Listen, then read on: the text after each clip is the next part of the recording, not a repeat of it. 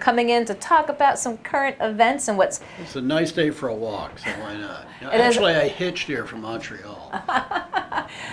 Let's start national and let's get local, because we just found out Robert Mueller just indicted 12 Russian operatives. That on my phone. I think what's going on, that's squeezing. That's part of the squeezing operation. I don't think any of those people will spend time in an American prison. But it's talking about hacking, Russian hacking. So I think this puts pressure on some of the American suspects, including the President of the United States, our very own Manchurian candidate. Well, the question is how much information, of course, they're going to divulge. Right. I don't know. I have no idea. Again, these are Russian. I mean, how much information Mueller may have because of the investigation that led to those indictments. So again, I think it's all part of the maneuvering to get at the people he can throw on the slammer. There's certainly maybe even the President of the United States can. We don't know. We literally do not know for sure whether the President of the United States is a Russian agent. These are interesting times. Very interesting. And now, of course, the President is not in the country. He's he's going off to see his boyfriend on Monday. Apparently, just him and a translator. Really? Last time he did that, he used Putin's translator. There was no American translator there. What do you think of his trip to England so far? Well, it's a disaster so far, but I think they were kind of ready for it. He's already contradicted himself about 15 times. He's apologized to the Prime Minister, but who knows what he'll say in 5 or 10 minutes.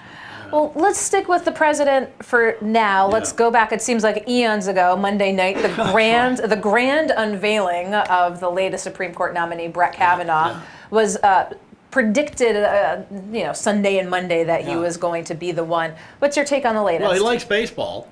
We know that. Balls and strikes. And strikes. I think he'll be very polite. He's a very disciplined guy, except for buying baseball tickets. We know about that. Apparently, he may even be a net loss situation financially, which is unusual because most of those guys are rich.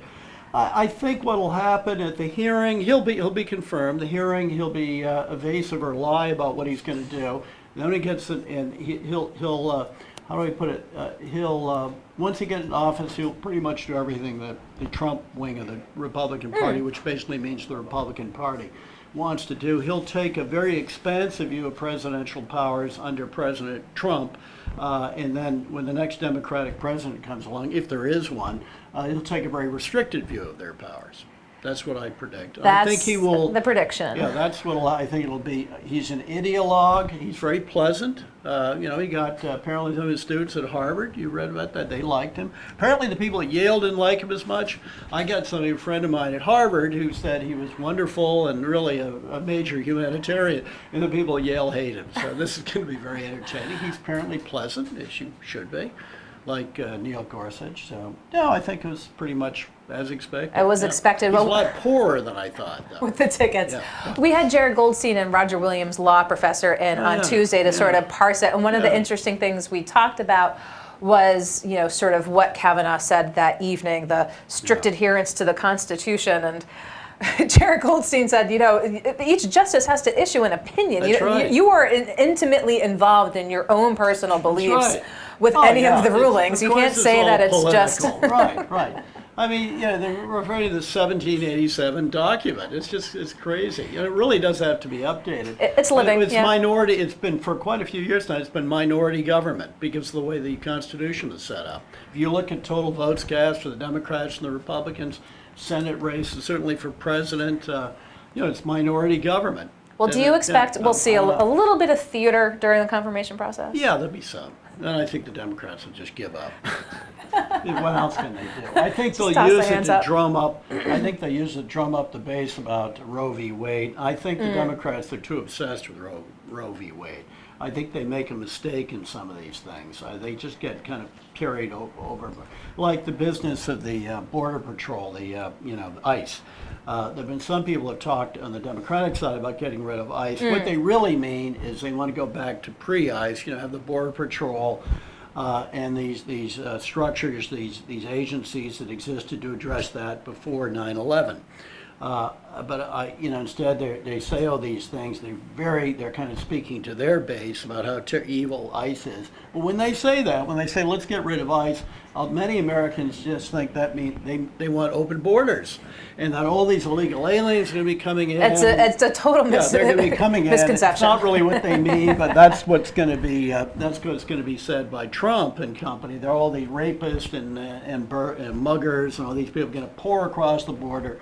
It'll be wide open. There'll be no border patrol. And just, come on in. It's not the case. But I've got a line to give you, Bob, and it was said by Spencer Sullivan, who's the Rhode Island native, worked for Scalise as a GOP consultant, was taking a look at the Democratic side of things and their latest reaction to Brett Kavanaugh. I guess the line is, if everything's outrageous, nothing's outrageous. That's right. That's right. You have to ration the outrage. It's sort of a quota system. And I think the Democrats are far too much on Roe v. Wade. For one thing, okay, if they abolish Roe v. Wade, what this basically means goes back to the states. This is traditionally been considered domestic law, like divorce, marriage, child custody. So it goes back. It goes back to the states, and we're seeing the effort here very much of some elected officials and candidates trying to get the assembly back in to codify this. New York's a similar thing. So most of the blue states, there's some red states too, which are quite liberal in these things. But I think there's been a sort of thinness of reporting on this. Yeah, it'll be unfortunate, I guess, for the people who need an abortion or want an abortion in mostly red states, the old Confederacy. But, it's the same country, and they'll be able to go off to Delaware or something like that. So let's tack local here with some issues that GoLocal's been reporting on this week. Retirees could be part owners of AC Milan by lieu of the state's investments in Elliott Management. Yeah, you guys found that story, We found that story. That was so bizarre. I didn't know what to make of it. It was sort of a duck-billed platypus mating with an aardvark or something. Well, it just showed sort of the investment industrial complex, and of course that came to head this week with the SEC finding a pay-to-play scheme by Oak Tree Capital. I'm mystified by that. Somebody gave $1,000 to one of Gina Raimondo's earlier campaigns, and it was returned. It was from a hedge fund. It was returned, which was the right thing to do.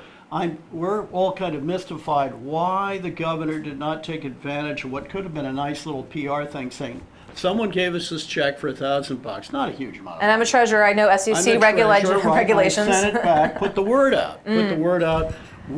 Everything's up front, and we're proud to have sent back the money. Instead, they did send back the money, which is the legal thing to do, the right thing to do. But they didn't tell anybody about it. So you have a theory. That's the theory. Why? The kind of word on the street might be didn't want a chilling effect for Wall Street donations. I mean, this would make people less cooperative. The corner of Broad and Wall Street. Maybe? I don't know. There'd be a watch out for that Rhode Island. Well, there's the public optic, and then there's the Wall Street optic. Different optics, and then direct money, indirect money. Now, of course, the governor's opponents are harping on this. The governor is in turn clapping back at Matt Brown for donations he got at Global Zero. Yeah, his salary over $300,000. Well, GoLocal was first to report that. No one knows where the money came from. I will give credit to the governor. The governor has not yet accused Mr. Brown of being a Russian agent.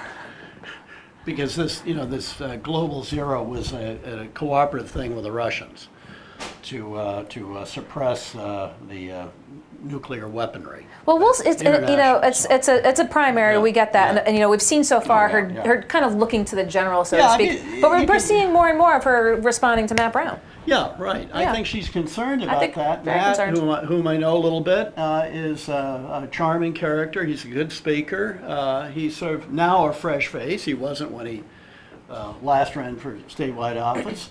And I think he could win. I have no doubt about it. The other thing, he's positioning himself, of course, as a member of the left wing, the progressive wing of the Democratic Party, and they're hot to trot, and that's where the energy is. Bernie and so on and so forth. Clearly, a lot of energy on that side, and he's a good speaker. He's very good on the tube. He's good on television. Has a pleasant voice, and I've always thought, we've talked about this a lot over the years, I think the governor is very good at one-on-one, less so in public venue. Well, we'll see with the campaign moving forward, but let's talk a little bit about your column and what you've got. Yeah, a couple of things. For one thing, first, something I don't have in there because I hadn't really thought through. This truck toll thing is fascinating because this could get up to the Supreme Court. The reason is they picked a class of trucks, basically. So is this a violation of the Commerce Clause or some other part of the Constitution? Are these tolls an illegal taking? I don't know. I hope not, because Rhode Island desperately needs the money. But this, because they've targeted these trucks, this could be a problem legally. And I'd be very surprised if the trucking crowd didn't try to take it up to the Supremes. We'll see how quickly this moves. Here we are, it's Friday the 13th. Yeah, Friday the 13th, our lucky day. Another thing I talk about in Massachusetts is legislation to give tax breaks, tax credits to small businesses to try to get them to move back to Main Street, storefronts. And I think this could have some interest in Rhode Island too. Say if the Paw Sox decide to transform themselves into the War Sox, maybe this is a way of getting more storefronts open in downtown Pawtucket. This would be tax credits to open up. Very difficult thing to monitor, as people in Massachusetts have noted. But I think this legislation is probably going to go someplace in Boston. Again, it's not a lot of money to start off, but it may be, at least around the edges, a way of reviving some of these small towns that have been torn up by big box stores and now by the internet. And can I say something about steamers? Steamer clams. They're odd to climb because the green crabs, which like warmer water, are eating them. And I think somebody should address this crisis. I like steamers. This is a concern. It's a real concern. So my suggestion is aquaculture. Protected areas that grow these steamers. Steamers are the best. They're almost as good as the butter you dip. It's all about the butter. No two ways about it. It's all about the butter. Great for cardiologists and heart surgeons. It's part of the bigger economy. It's part of the healthcare. Part of the healthcare industry. Keep steamers to eat the butter. That's right. And in a way, it's more interesting than truck tolls. And one other thing, the Thai rescue, very dramatic, wonderful leadership and ingenuity, teamwork. On the other hand, horrible things going on all over the world. Children are dying of starvation in all kinds of places. People are being bombed. Virtually no attention to that. That's because the cave rescue is sort of a reality TV sort of thing. Brought that up. Well, it's good that they're up, but you raise a good point for sure. And it's an amazing story. And that's what I think people are going to remember from this summer. Oh, this is the summer of the cave rescue. Well, Seriously. It was interesting to see following the rescue, there was a lot of back and forth as to were the kids sedated? How were they sedated? I don't know. They got them out. However, they got them out. Died. One of the rescuers died, by the way. We should mention that. But it was an international effort, and it was great. But yet, people are being bombed in Yemen. People are dying of starvation. There's other places to keep tabs on. Well, I appreciate, as always, Bob, you're coming in to talk today. Okay. Enjoy the hitchhiking back up to Montreal. Okay. Okay. Right, I'm going to go look for some steamers. Drive fast. Take chances. Bob Whitcomb, as he does almost every week, comes in to talk about his upcoming Go Local column in Current World Events. So appreciate Bob taking the time to come into the studio. We'll be right back with our next guest here. Don't go anywhere.